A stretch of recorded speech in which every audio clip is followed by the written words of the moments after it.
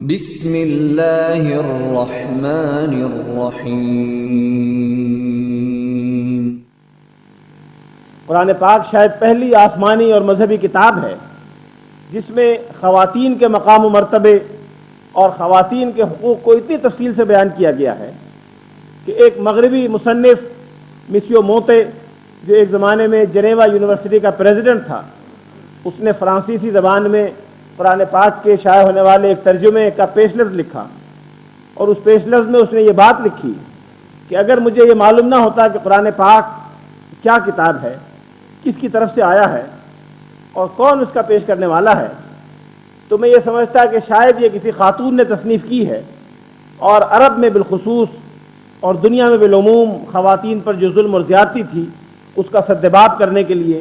اور اس کا توڑ کرنے کے لیے یہ کتاب مرتب کی گئی۔ یہ تصور ایک ایسے شخص کا ہے جس نے قرآن پاک کو ایک غیر جانبدارانہ نقطہ نظر سے دیکھا، جس نے قرآن پاک کا مطالعہ کرنے میں کسی عصبیت سے کام نہیں لیا، اس نے اپنے مخصوص تصورات کی اینک سے قرآن پاک کو نہیں دیکھا، تو وہ اس نتیجے پر پہنچا۔ اس اعتبار سے جب ہم قرآن پاک کی ان آیات کا جائزہ لیتے ہیں جہاں تمام اہل ایمان کے فرائض اور ذمہ داریاں بتائی گئی ہیں، تو وہاں ایک بات بڑے اہتمام اور وضاحت سے بیان ہوئی ہے، اور وہ یہ کہ المؤمنون والمؤمنات بعضهم اولیاء بعض، کہ مومن مرد اور مومن عورتیں ایک دوسرے کے ولی ہیں۔ قرآن پاک میں ولی اور ولایت کی اصطلاح ایک جامع اور ہمگیر مفہوم میں استعمال ہوئی ہے، جیسا کہ قرآن کا ہر طالب علم جانتا ہے۔ قرآن پاک میں ولایت سے مراد تعاون اور ہمدردی، برادری اور بھائی چارہ، کفالت اور ذمہ داری، نگرانی اور رہنمائی کا وہ سارا تعلق شامل ہے، وہ سب اس مفہوم میں شامل ہے جو ایک مسلمان دوسرے مسلمان کے لیے رکھتا ہے۔ اس کے معنی یہ ہے کہ مرد اور خواتین، مسلمان بھائی اور مسلمان بہنیں ایک دوسرے کے اسی طرح کفیل اور ذمہ دار ہیں جس طرح ایک گھر کے افراد یا ایک ماں کی اولاد ہوتی ہے۔ وہ اسی طرح ایک دوسرے کے نگراں اور نگہباں ہیں، ایک دوسرے کی غلطیوں پر ٹوکنے والے اور متنبہ کرنے والے، ایک دوسرے کو اچھائیوں کی تلقین کرنے والے اور برائیوں سے روکنے والے ہیں، جس طرح سے دو مخلص بھائی یا دو مخلص بہنیں ایک دوسرے کے لیے ہوتی ہیں۔ ظاہر بات ہے قرآن پاک نے تمام اہل ایمان کو بھائی قرار دیا ہے۔ یہاں اس بات کو ایک نئے انداز سے دہرانے کی ضرورت اسی لیے پیش آئی کہ قرآن پاک اہل ایمان کی ان دونوں صنفوں کے درمیان تعلق کی اس نوعیت کو ایک نئے انداز سے بیان کرنا چاہتا تھا جو ان دونوں صنفوں کے درمیان قرآن پاک نے قائم کی ہے۔ عام طور پر اہل ایمان مرد اور اہل ایمان عورتوں کے درمیان ولایت کا جو یہ تعلق ہے، ایک دوسرے کے ولی ہونے کی حیثیت سے جو ربط ہے، اس کو مسلمانوں نے نظر انداز بھی کیا ہے اور اس کی اہمیت کا عموماً احساس نہیں کیا گیا۔ اس سے یہ اندازہ ہوتا ہے کہ امت اسلامیہ کی جو اجتماعی ذمہ داری ہے، امر بالمعروف، نہی عن المنکر، اقامت صلاۃ، ایتاء زکوٰۃ، جو دراصل اسلامی ریاست کی ذمہ داریاں بھی ہیں، یہ ذمہ داریاں اس اعتبار سے پوری امت کے ذمہ ڈالی گئی ہیں کہ اس میں خواتین کا اپنا ایک کردار ہے، مردوں کا اپنا ایک کردار ہے۔ خواتین کی ذمہ داری یہ ہے کہ وہ مردوں کی نگرانی کریں، وہ اپنے اہل خاندان کے ان افراد کی سرپرستی کریں، ان کی مدد اور تعاون کریں جن کو باہر جا کر یہ ذمہ داریاں مختلف حیثیتوں میں انجام دینی ہیں۔ قرآن پاک میں مختلف آیات میں امت اسلامیہ کی ذمہ داری امر بالمعروف قرار دی گئی ہے۔ امر بالمعروف جہاں افراد کی ذمہ داری ہے، وہاں جماعتوں اور گروہوں کی ذمہ داری بھی ہے، وہاں حکومت کی ذمہ داری بھی ہے، اور پوری امت مسلمہ کی ذمہ داری بھی ہے۔ قرآن پاک جہاں فرد سے خطاب کرتا ہے، وہاں کہتا ہے وَأْمُرْ بِالْمَعْرُوفِ وَانْهَ عَنِ الْمُنْكَرِ، کہ اے فرد تو اچھائی کا حکم بھی دے اور برائی سے روک۔ یہ خطاب ایک مرد کو بھی ہے اور ایک خاتون کو بھی ہے۔ اس لیے انفرادی سطح پر امر بالمعروف اور نہی عن المنکر کی ذمہ داری میں مرد اور خواتین دونوں شریک ہیں۔ اس کے بعد پھر اجتماعی طور پر اہل ایمان کا وصف یہ بتایا گیا کہ وتواصوا بالحق وتواصوا بالصبر، وہ ایک دوسرے کو حق کی وصیت اور نصیحت کرنے والے ہیں اور ایک دوسرے کو صبر کی نصیحت اور وصیت کرتے ہیں۔ انسان جب کسی انحراف میں مبتلا ہوتا ہے، راہ حق سے جب وہ ہٹتا ہے، تو عام طور سے اس کے دو اسباب ہوتے ہیں۔ ایک سبب تو یہ ہوتا ہے کہ وہ مادی اعتبار سے خوشحالی اور مادی نعمتوں سے آسائش اور وہ تمام سہولتیں اس کو حاصل ہوتی ہیں جن کا انسان خواہاں ہوتا ہے۔ جب وہ آسائشوں اور نعمتوں سے مستفید ہوتا ہے تو بعض اوقات اس میں اپنی ذمہ داریوں کو بھلا دینے کا رویہ پیدا ہو جاتا ہے، نعمتوں میں پڑھ کر وہ ذمہ داریوں کو بھول جاتا ہے۔ ایسی اگر کیفیت پیدا ہو تو تمام اہل ایمان کی ذمہ داری ہے کہ وہ اس کو حق کی تعلیم دیں، اس کو حق پر قائم رہنے کی تلقین کریں۔ یہ تلقین خواتین کی طرف سے خواتین کو، خواتین کی طرف سے مردوں کو، مردوں کی طرف سے مردوں اور خواتین دونوں کو ہوگی، اس لیے کہ قرآن پاک کی اس آیت میں کوئی تفریق یا تخصیص خواتین اور مردوں کی نہیں کی گئی۔ بعض اوقات ایسا ہوتا ہے کہ انسان کسی پریشانی اور مصیبت کا شکار ہوتا ہے، وہ مصیبت تنگدستی کی بھی ہو سکتی ہے، وہ مصیبت بیماری کی بھی ہو سکتی ہے، وہ بے گھری اور بے وطنی کی بھی ہو سکتی ہے۔ اس طرح کی صورت میں انسان بے صبرے پن کا شکار ہوتا ہے۔ بے صبرے پن کی وجہ سے اس میں مایوسی پیدا ہوتی ہے، مایوسی کی وجہ سے بعض اوقات وہ کفریہ کلمات اور کفریہ خیالات تک پہنچ جاتا ہے۔ ایسی صورت میں ضرورت اس بات کی ہوتی ہے کہ اس کو صبر کی اور استقلال کی تلقین کی جائے، اس کو ہمت کا سبق دلایا جائے۔ اسی لیے دوسرا حصہ اس آیت میں فرمایا گیا وَتَوَاصَوْا بِالصَّبْرِ، وہ ایک دوسرے کو صبر کی تلقین کرتے ہیں، ایک دوسرے کو ہمت دلاتے ہیں۔ ہمت دلانا اور صبر کی تلقین کرنے کا یہ کام بھی خواتین اور مردوں دونوں پر عائد کیا گیا ہے۔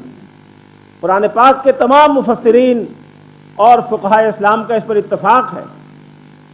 اور صرف قرآن پاک میں نہیں بلکہ دنیا کی ہر کتاب اور ہر تحریر کا مطلب سمجھنے کے لیے یہ ایک اصول ہے کہ اس میں جب کوئی ایسا حکم دیا جائے جو مردوں اور خواتین دونوں کے لیے ہو تو اس میں صرف ایک صیغہ مردوں کا استعمال کیا جاتا ہے۔ دنیا کے قوانین میں بھی، دنیا کے دستوروں میں بھی صیغہ مذکر میں احکام دیے جاتے ہیں جس میں خواتین بھی شامل ہوتی ہیں۔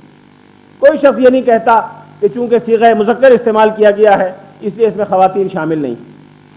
یہی قرآن پاک کی تفسیر کا بھی اصول ہے۔ قرآن پاک میں نمازوں کے احکام ہیں،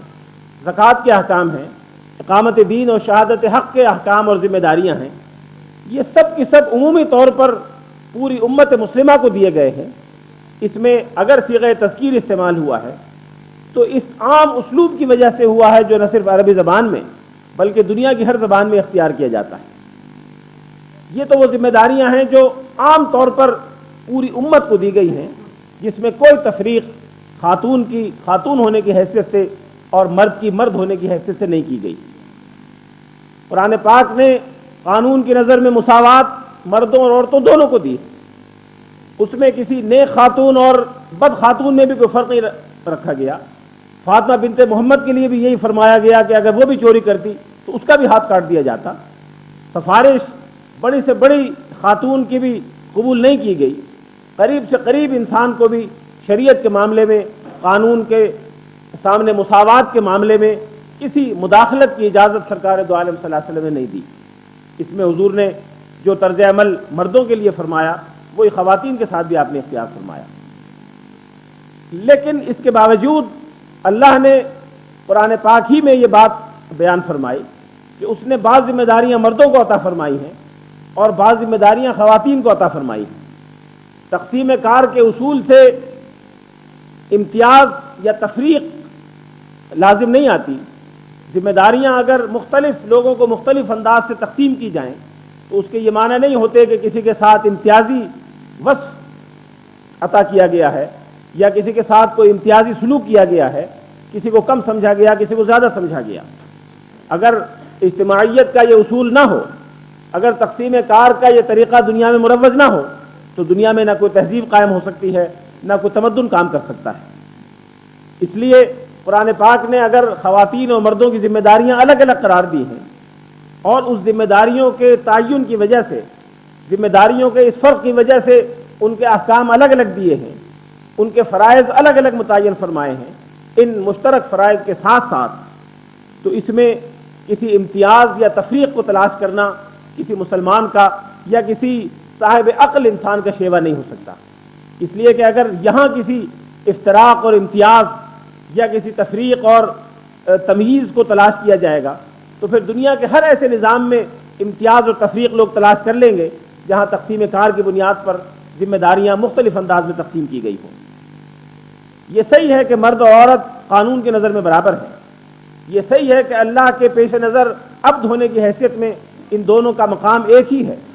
یہ درست ہے کہ امت اسلامیہ کے فرد ہونے کی حیثیت میں ان دونوں میں کوئی امتیاز یا تفریق روا نہیں رکھی گئی، لیکن اسلام کا ایک اصول یہ بھی ہے کہ دنیا کا کوئی نظام نظم اور ضبط کے بغیر نہ چلایا جائے۔ مسلمانوں کی زندگی نظم و ضبط سے عبارت ہو، اگر 3 مسلمان بھی سفر پر نکلیں تو اپنے میں سے ایک کو امیر بنانے کا انہیں حکم دیا گیا، اس لیے خاندان کی سربراہی کسی نہ کسی فرد کو حاصل ہونی چاہیے، مملکت اور ریاست کی سربراہی کسی نہ کسی کو حاصل ہونی چاہیے۔ ریاست کے سربراہ کے معنی یہ نہیں ہے کہ جس کو سربراہ بنایا گیا اسے کوئی ایسا امتیاز دے دیا گیا کہ دوسروں کے مقابلے میں اس کو برتر پوزیشن حاصل ہو گئی، یا جس کو سربراہی یا ذمہ داری کے منصب پر فائز نہیں کیا گیا اس کے ساتھ کوئی امتیازی سلوک کیا جا رہا ہے۔ اگر یہ معنی ہو تو اس کا مطلب یہ ہوگا کہ دنیا میں چند سو انسانوں کے علاوہ دنیا ہمیشہ کروڑوں انسانوں کے ساتھ امتیاز برتتی چلی آئی ہے، تفریق کرتی چلی آئی، اس لیے کہ حکمرانی چند سو ہی آدمیوں کو حاصل ہو سکتی ہے اس دنیا میں، جو دنیا کے کروڑوں اور اربوں انسانوں کو حاصل نہیں ہو سکتی۔ اس لیے قرآن پاک نے اس ذمہ داری کے لیے قوی اور امین کی 2 صفتیں پہلے ہی بیان کر دی، جو قوی بھی ہو جسمانی طور پر، بسطتاً فی العلم ہو، بسطتاً فی الجسم ہو، پھر ذمہ داری کی نوعیت جس سطح کی ہوگی اسی سطح کے حساب سے قوت بھی درکار ہے، اسی سطح کے حساب سے علم بھی درکار ہے، اسی سطح کے حساب سے امانت بھی درکار ہے۔ خاندان کی سربراہی ایک چھوٹے یونٹ کی سربراہی ہے، یہ شریعت اسلامیہ نے قرآن پاک نے مرد کو عطا کی ہے۔ الرجال قوامون علی النساء، قوام کے معنی ذمہ دار کے، فرائض کی نگرانی کرنے والے اور خاندان کی سربراہی کے ہیں۔ سربراہی اسلام میں خدمت کا منصب ہے، سربراہی اسلام میں فرائض کو انجام دینے کا ایک تقاضا ہے۔ سربراہی سے مراد ان ذمہ داریوں کو انجام دینا ہے جو قرآن پاک نے پورے خاندان پر بحیثیت یونٹ کا عائد کی ہے۔ ظاہر ہے یہ ذمہ داری انجام دینے کے لیے 3 میں سے کوئی ایک شکل ہو سکتی تھی، یا تو قرآن پاک اس معاملے کو خاموش چھوڑ دیتا، اس پر کوئی رائے کا اظہار نہ فرماتا، کوئی ہدایت نہ دیتا، یا قرآن پاک یہ ذمہ داری خواتین کے سپرد کرتا، یا یہ ذمہ داری مردوں کے سپرد کرتا جیسا کہ اس نے کی۔ پہلی دونوں صورتوں میں ایسی قباحتیں پیدا ہو سکتی تھی کہ کوئی مسلم خاندان بھی جو امت مسلمہ کا بنیادی یونٹ اور بنیادی وحدت ہے، جس سے پوری امت تشکیل پاتی ہے، اس امت کی وحدت کو پہلے ہی دن سے ایک غیر طے شدہ ایک موہوم انداز میں چھوڑ دیا جاتا، اور یہ امت کی وحدت کے لیے اور ادارہ خاندان کی یکجہتی کے لیے بڑی خطرناک اور تباہ کن چیز ہوتی۔ اگر یہ ذمہ داری خواتین کے سپرد کی جاتی تو وہ ذمہ داریاں مجروح ہو سکتی تھیں، اور وہ مجروح ہو رہی ہیں ان خاندانوں میں، ان قوموں میں اور ان امتوں میں، ان تہذیبوں میں جہاں خواتین کے ذمہ داری میں دوہرے معاملات لگا دیے گئے ہیں، جہاں ان پر دوہرے بوجھ لاد دیے گئے ہیں، اور گھر کی اندرونی ذمہ داریوں کے ساتھ ساتھ بیرونی ذمہ داریاں بھی ان کے سپرد کر دی گئی ہیں۔ چونکہ قرآن پاک نے امت اسلامیہ کو وہ مشن عطا کیا ہے جو پوری امت کی ذمہ داری ہے، جس کے 2 عنوانات شہادت حق اور اقامت دین ہیں، اس لیے اسلام کا سب سے پہلا کنسرن اور بنیادی تقاضا یہ ہے کہ اس ذمہ داری کی انجام دہی کے لیے افراد کو تیار کیا جائے۔ افراد کی تیاری کے لیے سب سے پہلا مرکز خاندان ہے، جس میں اگر یکجہتی نہ ہو، جس میں اگر وحدت اور محبت نہ ہو، جس میں اگر فکری اور جذباتی ہم آہنگی نہ ہو، تو نہ افراد کی تیاری کا کام ہو سکتا ہے، اور نہ ان خاندانوں سے امت مسلمہ تشکیل پا سکتی ہے، جو دراصل آخری امت ہے جس پر سرکار دو عالم صلی اللہ علیہ وسلم نے فخر کا اظہار فرمایا۔ حضور نے فرمایا کہ انا حظکم من الانبیاء وانتم حظی من الامم، میں پیغمبروں میں سے تمہارے حصے میں آیا ہوں اور تم امتوں میں سے میرے حصے میں آئے ہو۔ ایک جگہ فرمایا کہ انا آخر الانبیاء وانتم آخر الامم، جس طرح میں آخری نبی ہوں اسی طرح تم آخری امت ہو۔ اس امت کی وحدت اور یکجہتی کی ضمانت ادارہ خاندان کی ضمانت ہے۔ یہی وجہ ہے کہ قرآن پاک نے ان تمام کاوشوں کو ابلیسی اور شیطانی اور کافرانہ کاوشیں قرار دیا ہے جو شوہر اور بیوی کے درمیان افتراق پیدا کرتی ہیں. یفرقون بین المرء وزوجہ قرآن پاک میں ایک جگہ آیا ہے. اس کو جادوگری اور ساحرانہ چیز قرار دیا ہے قرآن پاک نے, ناپسندیدہ چیز قرار دیا ہے. ایک حدیث میں سرکار دو عالم صلی اللہ علیہ وسلم نے ایک مجاز اور استعارے کے انداز میں فرمایا کہ وہ تمام کوششیں ابلیس اور اس کی ذریت کو بڑی پسند ہیں, بڑی مقبول ہیں اس کی بارگاہ میں, جن کا مقصد شوہر اور بیوی کے درمیان اختلاف پیدا کرنا اور ادارہ خاندان کو انتشار کا شکار بنانا ہے. اس سے یہ پتہ چلا کہ اسلام کی نظر میں ادارہ خاندان کا تحفظ اور یکجہتی یہ شریعت کے بنیادی مقاصد میں سے ہے. یہی وجہ ہے کہ فقہاء اسلام نے اسلامی شریعت کے جو 5 بنیادی مقاصد قرار دیے ہیں ان میں سے ایک مقصد ادارہ خاندان کا تحفظ اور خاندان کے عزت آبرو کا تحفظ بھی ہے. اگر خاندان کی خاتون کی عزت آبرو محفوظ نہ ہو, اگر خاتون خاندان جس کو عربی زبان میں اور مختلف احادیث میں ربۃ البیت سے یاد کیا گیا ہے, یعنی گھر کی سربراہ, گھر کی پرورش کرنے والی اور ادارہ خاندان کو چلانے اور سنوارنے والی, جس طرح اللہ رب العالمین ہے, پوری کائنات کو پالنے اور چلانے والا ہے, پالنہار ہے ساری دنیا کا, اسی طرح ایک محدود سطح پر وہ صفت اللہ رب العزت نے خاتون کو عطا فرمائی ہے. اللہ تعالیٰ رحیم ہے, خاتون کو بھی رحمت اور شفقت کے جذبات عطا کیے گئے ہیں. رحیم کا لفظ جس مادے سے نکلا ہے وہ ایک خاتون خانہ کی زندگی کا اور اس کے کیریئر کا ایک لازمی حصہ ہے, اس کے اس کارنامے کا, اس کی اس ذمہ داری کا لازمی عنصر ہے جس کی ذمہ داری کو انجام دینے کے لیے اللہ نے اس کو اس دنیا میں بھیجا ہے. اس لیے اگر اپنی ایک صفت کا ظہور اللہ نے مرد کی قوامیت کے ذریعے ظاہر کیا ہے تو ایک دوسری صفت کا اظہار خاتون کی مادریت اور خاتون کے رحیمانہ اور شفیقانہ جذبات کے ساتھ کیا ہے. اگر ان دونوں ذمہ داریوں میں توازن کو مختل کر دیا جائے, اگر ان دونوں ذمہ داریوں کو درم برہم کر دیا جائے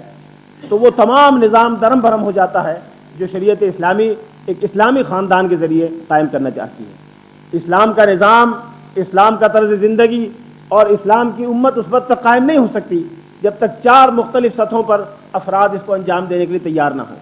اور قرآن پاک نے ان 4 سطحوں کی, ان 4 ذمہ داریوں کو مختلف انداز میں اور ہر پہلو سے بیان کیا ہے. سب سے پہلی شرط یہ ہے کہ فرد اس کے لیے تیار ہو. جب تک فرد تربیت یافتہ نہ ہو,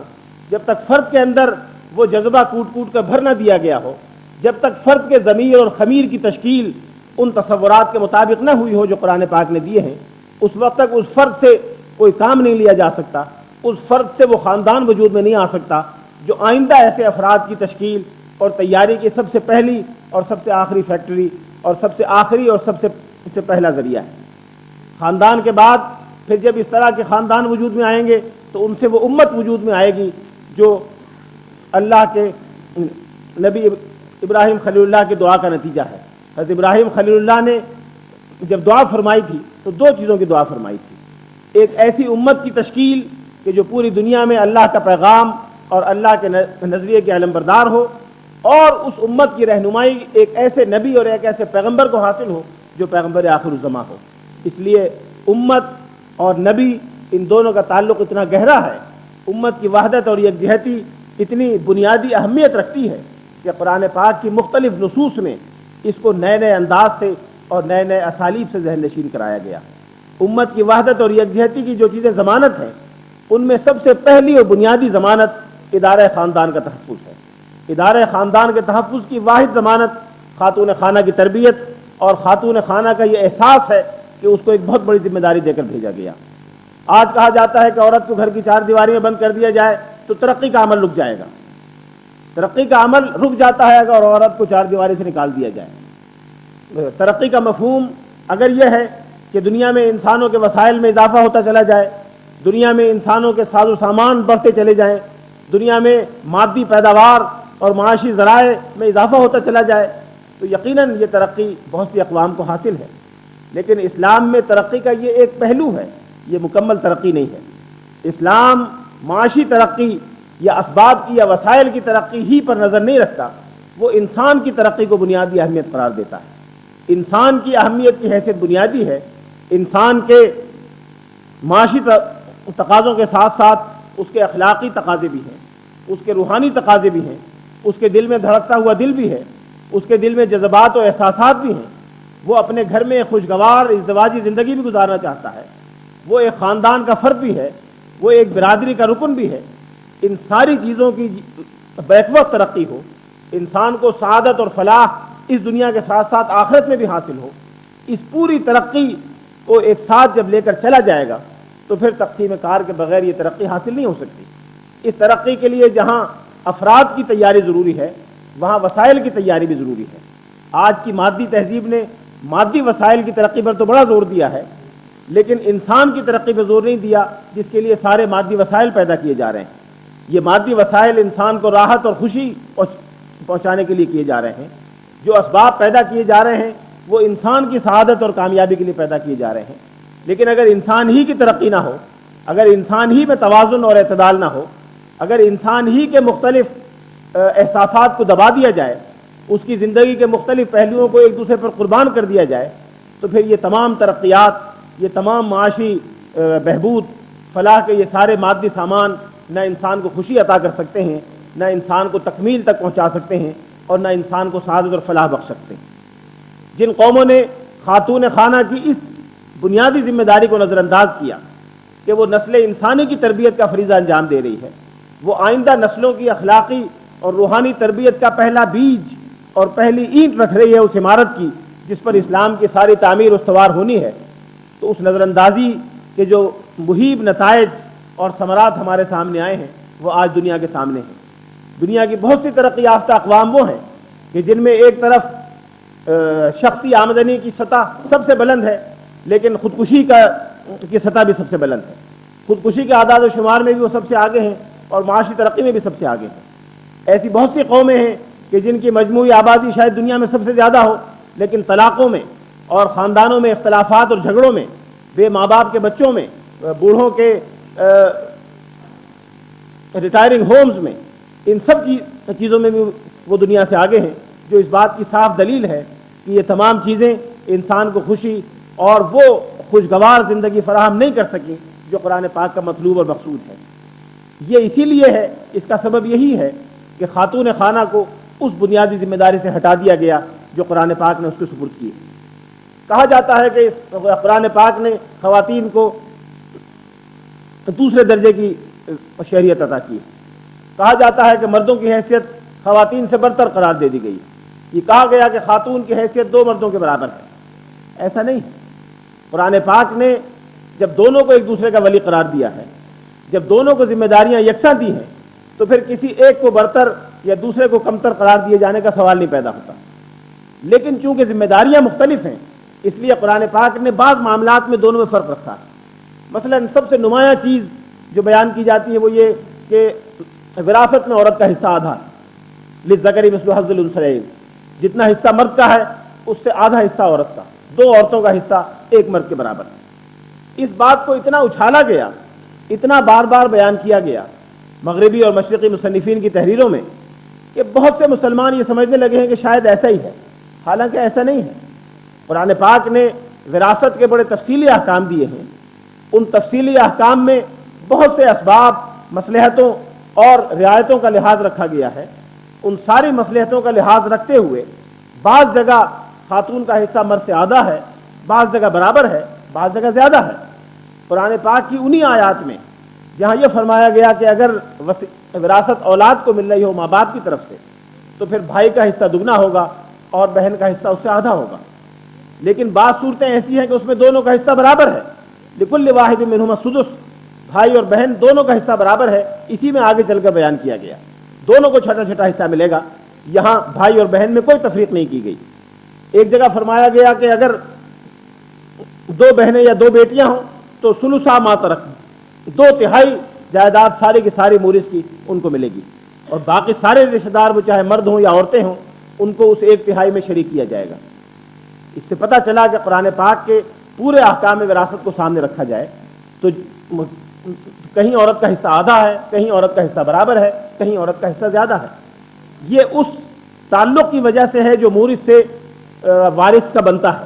اگر مورث سے وارث کا تعلق قریب کا ہے تو اس کے مقابلے میں اس کو زیادہ حصہ ملے گا بنسبت اس کے جو دور کا ہے۔ اسی طرح سے اگر وارث کی معاشی ذمہ داریاں زیادہ ہیں تو اس کا حصہ زیادہ ہوگا، اور جس کی ذمہ داریاں کم ہیں اس کا حصہ کم ہوگا۔ ایک اسلامی معاشرے میں کوئی ایسی صورت موجود نہیں ہے، ناقابل تصور ہے کہ کوئی خاتون اپنے معاشی معاملات کی خود دیکھ بھال کرنے پر مجبور ہو، خود ملازمت اور مزدوری کر کے اپنا اور اپنے بچوں کا پیٹ بھرنے پر مجبور ہو۔ ایسی کوئی صورت اسلام کے معیاری نظام میں ممکن نہیں ہے۔ اگر وہ کسی کی بیٹی ہے تو اس کی ذمہ داری باپ پر ہے، اگر وہ کسی کی بہن ہے تو اس کی ذمہ داری بھائی پر ہے، اگر وہ کسی کی بیوی ہے تو شوہر پر ہے، ماں ہے تو بیٹے پر ہے، بھتیجی ہے تو چچا پر ہے، پوتی ہے تو دادا پر ہے۔ اگر ان میں سے کوئی موجود نہیں ہے، سارے کے سارے اللہ کو پیارے ہو گئے ہیں یا سارے کے سارے مسکین اور نادار ہیں، تو پھر اس کی ذمہ داری جماعت مسلمین یعنی بیت المال پر ہے۔ اللہ تعالیٰ نے کوئی معاشی بوجھ خاتون خانہ پر نہیں ڈالا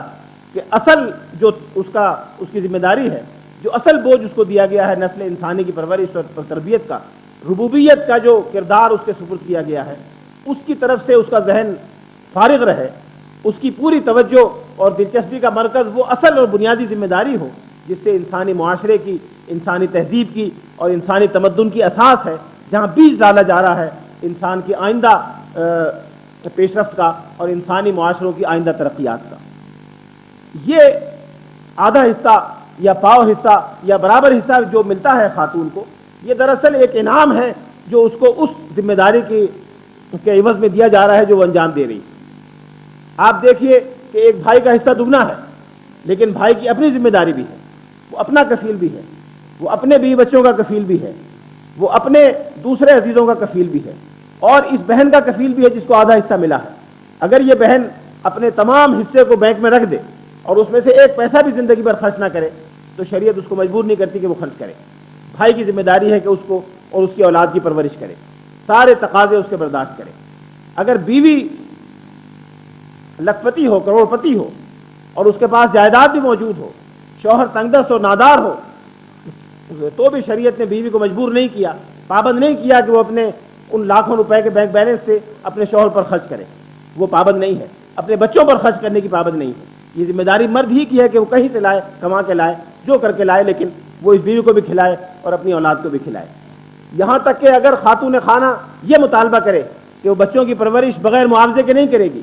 حالانکہ اس نے ان کو جنا ہے، وہ ان کی ماں ہے، اس کی کوکھ سے پیدا ہوئے ہیں، لیکن ان کا معاوضہ بھی وہ طلب کر سکتی ہے۔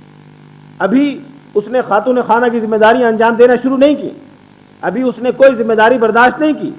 ابھی کسی بچے کی پرورش کی ذمہ داری اس پر نہیں آئی، ابھی وہ گھر میں داخل ہوئی ہے شوہر کے، گھر میں داخل ہوتے ہی اس کا حق بن جاتا ہے کہ شوہر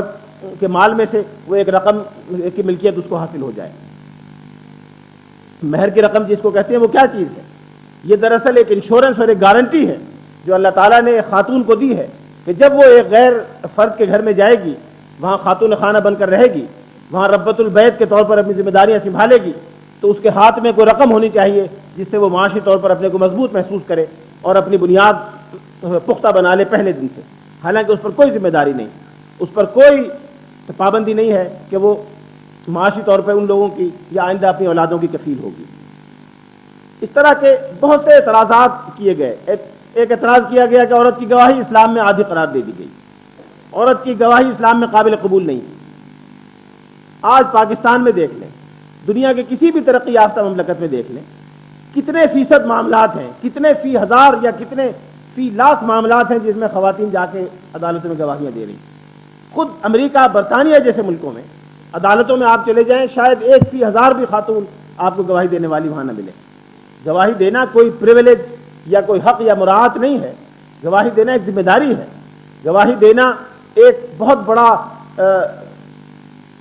ایک اتنا بوجھ ہے کہ جس کی اس دنیا میں بھی جواب دہی کرنی پڑے گی، آخرت میں بھی جواب دہی کرنی پڑے گی۔ رسول اللہ صلی اللہ علیہ وسلم نے فرمایا تھا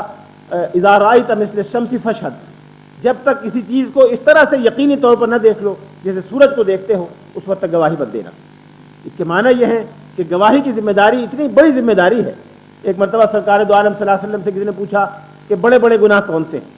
تو آپ نے فرمایا کہ میں تمہیں 7 تباہ کن گناہوں کی خبر نہ دوں؟ 7 تباہ کن جو انسان کو تباہ کر کے رکھ دیں، وہ کون کون سے ہیں؟ تو آپ نے فرمانا شروع کیا کہ شرک اور ماں باپ کی نافرمانی اور یہ اور یہ اور یہ۔ پھر آپ ٹیک لگائے بیٹھے ہوئے تھے، بیٹھ گئے اور آپ نے فرمایا کہ الا و شہادت الزور، الا و شہادت الزور، الا و شہادت الزور، 3 مرتبہ فرمایا، اور آگاہ رہو جھوٹی گواہی، جھوٹی گواہی، جھوٹی گواہی۔ میں یہ نہیں کہتا کہ سارے مرد جھوٹی گواہیاں دیتے ہوں گے یا ساری عورتیں جھوٹی گواہیاں دیں گی، لیکن اس سے یہ اندازہ ہو جاتا ہے کہ گواہی کتنی بڑی ذمہ داری ہے اس دنیا میں بھی اور آخرت میں بھی، کہ لوگوں کا جان و مال، لوگوں کی گردنیں، لوگوں کا خون اور لوگوں کے املاک کی منتقلی ایک شخص سے دوسرے شخص کو سارے کی ساری گواہیوں کی بنیاد پر ہوتی ہے۔ اگر اللہ کی کتاب نے ایک خاتون کو اس ذمہ داری میں ہلکا کر دیا ہے، اس بوجھ سے نجات دلا دی ہے، اور ایک کے بجائے 2 خواتین کو مقرر کر دیا ہے کہ اگر ایک بھول جائے تو دوسری یاد دلا دے، تاکہ اس دنیا کی جواب دہی سے اور اس دنیا کی جواب دہی سے وہ بچی رہے، تو یہ اللہ تعالیٰ کی ایک رحمت اور شفقت ہے جو خواتین کے حال پر ہے۔ اسی طرح سے صرف گواہی کے معاملے میں نہیں بلکہ ان تمام بھاری ذمہ داریوں سے جن میں انسان اپنے جان اور مال کو قربان کرنے کے لیے اپنے آپ کو پیش کرتا ہے، اپنا گلا کٹاتا ہے اللہ کے راستے میں، اپنا خون بہاتا ہے، ان ذمہ داریوں سے خواتین کو بری ذمہ کر دیا گیا۔ ایک مرتبہ ایک خاتون نے حضور صلی اللہ علیہ وسلم کی خدمت میں تمام خواتین کی طرف سے نمائندہ بن کے درخواست کی کہ آپ مردوں کو ساتھ لے جاتے ہیں جہاد کے لیے، اللہ کے راستے میں گردن کٹانے کے لیے، ان کے فضائل اور جو بھی ان کے مقامات قرآن پاک میں بیان ہوئے ہیں وہ سب انہی کو حاصل ہوں گے، تو کیا ہمارے لیے ان فضائل اور مقامات میں سے کوئی حصہ نہیں ہے؟ تو آپ نے صحابہ کرام سے فرمایا کہ تم نے کوئی نمائندہ ایسا دیکھا ہے جو اس سے زیادہ تاثیر کے ساتھ اور زور بیان اور فساد بلاغت کے ساتھ اپنے موکلین کے نقطہ نظر کو بیان کرے؟ صحابہ نے کہا نہیں۔ پھر آپ نے کہا کہ تم خود بھی سمجھ لو اور جا کے اپنے پیچھے جو خواتین ہیں ان سے بھی کہہ دو کہ اگر تم اپنے شوہروں کی خدمت کرو، اگر تم ایک معیاری اور خوشگوار ازدواجی زندگی فراہم کرو، اگر تم اپنی اولاد کی تربیت کرو، اگر تم اپنے شوہروں کے عزت و ناموس کا تحفظ کرو، اگر تم اس عہد و پیمان کی نگہداشت کرو جو اللہ نے تمہارے اور تمہارے شوہروں کے درمیان رکھا ہے، تو یہ سارے مقامات اللہ تعالیٰ تمہیں اس خدمت کے عوض فراہم کرے گا جو تم گھر میں بیٹھ کے کر رہی ہو۔ اس کے معنی یہ ہے کہ ایک مجاہد جب جہاد کے لیے نکلتا ہے، ایک سپاہی جب خون بہانے کے لیے نکلتا ہے، وہ اسی وقت نکل سکتا ہے جب اس کو یقین ہو کہ اس کا گھر کا محاذ پختہ طور پر موجود ہے، اس میں وہ تمام وسائل اور سہولتیں موجود ہیں، وہاں وہ خوشگوار ماحول فراہم کر دیا گیا ہے جس نے اس کو اطمینان کے ساتھ آگے میدان میں جا کر جہاد کرنے کے لیے آمادہ کیا۔ اگر اس کو معلوم ہو کہ گھر میں اختلاف ہے، اس کو معلوم ہو کہ گھر میں گھر 2 حصوں میں تقسیم ہو گیا ہے، اس کو معلوم ہو کہ شوہر الگ رہتا ہے، بیوی الگ رہ رہی ہے، بروکن ہومز ہیں، اس کو معلوم ہو کہ سنگل پیرنٹ فیملی ہے، تو کوئی شخص اپنے بچوں کو اس طرح سے چھوڑ کے جانے کے لیے تیار نہیں ہوگا۔ بہت کم لوگ ایسے ہوں گے جو اس موقع پر قربانی کے جذبے سے سرشار ہوں۔ یہ وہ مقام ہے، یہ وہ ذمہ داری ہے جو قرآن پاک نے خواتین کو اور خاص طور پر مسلمان خواتین کو عطا فرمائی ہے۔ مسلمان خواتین کی یہ ذمہ داری ہے اور ہم سب کا یہ فرض ہے کہ دشمنان اسلام کے پروپیگنڈے، دشمنان اسلام کی غلط فہمیوں سے متاثر نہ ہوں، اور اس معاملے میں ہم اپنے ذہن کو صاف رکھیں کہ ہماری ذمہ داری کیا ہے، اس میں سے بطور مرد کے ہمیں کیا کرنا ہے، بطور خاتون کے کیا کرنا ہے، اور عمومی طور پر بطور امت مسلمہ کے فرد کی کیا کرنا ہے۔ اس ذمہ داری کا احساس تازہ اور بیدار ہو تو اس طرح کی غلط فہمیاں جنم نہیں لے سکتی۔ غلط فہمیاں یہ بھی جنم لے سکتی ہیں جب ذمہ داری کا یہ اصل احساس مرجھا جائے یا دھیما پڑ جائے۔ وآخر دعوانا ان الحمد للہ رب العالمین۔